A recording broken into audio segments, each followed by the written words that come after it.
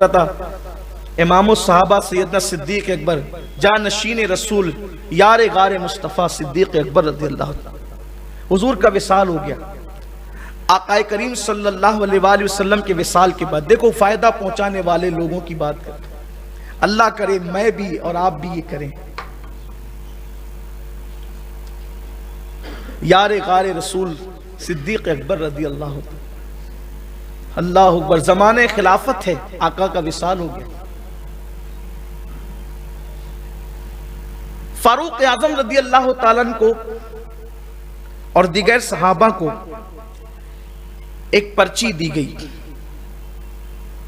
خلافت کی کرسی پہ بیٹھنے کے بعد ایک پرچی دی گئی، یہ کام فلاں کرے گا، یہ کام فلاں کرتا تھا فلاں کرے گا، فلاں کرتا تھا فلاں کرے گا، حضور کرتے تھے فلاں کرے گا، یہ اس طریقے سے سب۔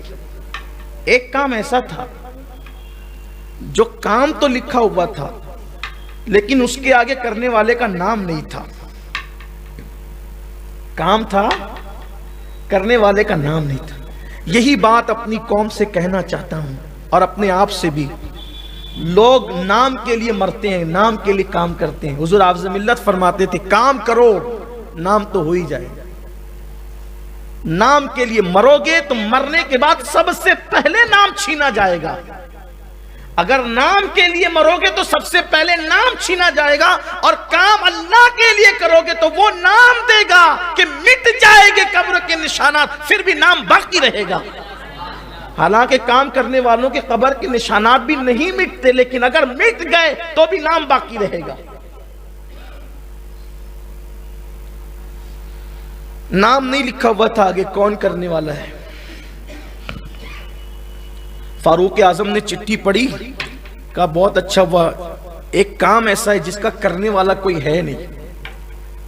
انہوں نے بھی اپنا نام نہیں لکھا، کہا کہ خاموشی سے ہم خود ہی کریں گے، اور وہ کام تھا مدینہ منورہ کے مضافات میں رہنے والی ایک بڑھیا کا، جس کے گھر کی خدمت حضور اکرم صلی اللہ علیہ وآلہ وسلم کی طرف سے کی جاتی تھی، آقا کریم کی طرف سے اس کے گھر کی خدمت کی جاتی تھی، اور اب وہاں کام تھا لیکن نام کسی کا نہیں تھا کہ کرنا کس نے، تو فاروق اعظم سوچا کہ میں لے لیتا ہوں اس کو، لیکن خود کا نام بھی نہیں لکھا۔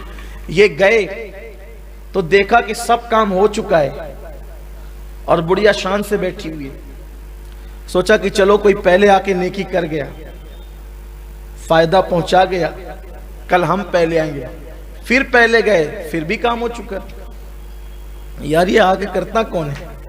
تو ایک دن جا کر کے چھپ کر بیٹھ گئے رات کو، تو دیکھا کہ کوئی چہرے پہ نقاب ڈال کر کے آیا۔ یہاں لوگ پاپ کرنے نقاب ڈال کر جاتے ہیں، اور وہاں یار منانے کے لیے نقاب ڈالے جاتے تھے، اسی لیے شاید ان لوگوں کو کبھی نقاب ڈالنے کی ضرورت نہیں پڑی جو یار کے لیے نقاب ڈالتے تھے، اور جو پاپ کے لیے نقاب ڈالتے تھے منہ چھپائے چھپائے پھر رہے پوری دنیا میں۔ کیا ہم کیا آپ سبھی چھپ رہے ہیں؟ منہ ایسے ہی تھوڑی چھپتے ہیں۔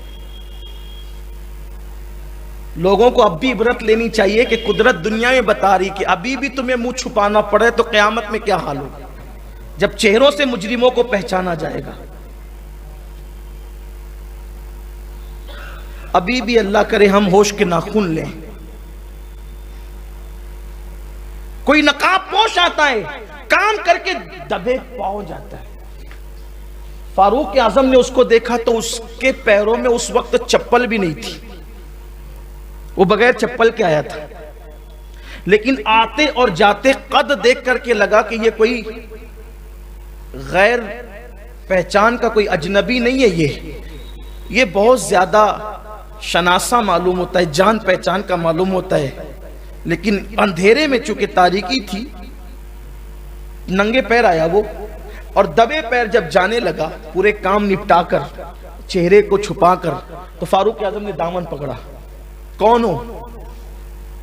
اور ننگے پیر چہرے سے نقاب ہٹایا تو کوئی اور نہیں تھا، وہ میرے نبی کا یار غار سیدنا صدیق اکبر تھا۔ کہا اپنے نام کیوں نہیں لکھا اپنا؟ کم یہ کام میں خود کرنا چاہتا تھا اس لیے کسی کا نام نہیں لکھا۔ کہا یہ ننگے پیر کیوں گھوم رہے ہو؟ یہاں ننگے پیر کیوں آتے ہو؟ کہا عمر اگر چپل یا جوتا پہن کر آؤں گا تو ہو سکتا ہے کہ چپل کی آواز سے لوگوں کو میری اس نیکی کی خبر ہو جائے گی.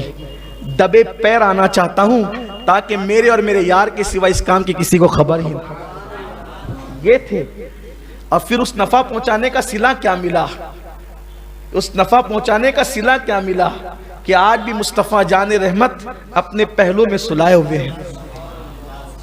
بے شمار واقعات ہیں، اگر اسی پہ گفتگو ایک طویل سلسلہ ہے.